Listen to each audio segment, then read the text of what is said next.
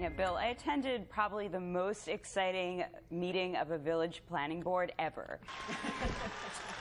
Over 100 village residents showed up to hear the final vote on whether or not the Ridgewood Valley Hospital would be allowed to double in size to go from something like this to something like this. An expansion plan that concerned residents like Pete McKenna have been fighting against for the past 8 years. Pete's the president of the Anti-Valley Hospital Expansion Group, concerned residents of Ridgewood, and he invited me to his home to pregame the meeting with members of his group. They told me the proposed 94-foot structure and the extra traffic that comes along with it ruins the small town vibe of Ridgewood. But they also don't want to have to deal with 6 years of construction near Benjamin Franklin Middle School and their homes.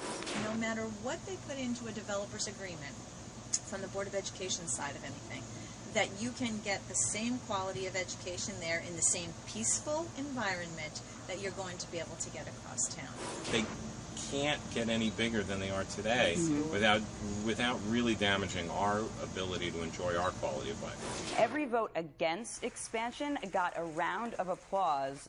2 board members voted for the hospital. But in the end, Pete McKenna and the concerned residents of Ridgewood prevailed with 5 votes against the expansion. And you know this had to feel great for Pete McKenna, who's been fighting this for 8 years. People were hugging him, thanking him personally. He told me the board displayed courage. What you thinking, Pete? I'm thinking I got my life back. So as for the folks from Valley Hospital who showed up, and there were a handful of them, they were looking pretty bummed out during the vote, and afterwards they handed me this written statement before slinking out defeated. While we are disappointed by the planning board's vote, we remain committed to serving our patients with award-winning care and developing a long-term facility solution to ensure we meet that commitment. But as of now, it looks like it's over. It's selfish. People, they need to expand this hospital because people are in need. People need to go there and get help. So what this community has effectively done is they have not allowed people from outside of the community to go and get help at the hospital through this expansion. No, I give them a tremendous amount of credit. A community has every right to do exactly what they did here. It's not selfish. Even if it's bad for them. It's not necessarily bad for them.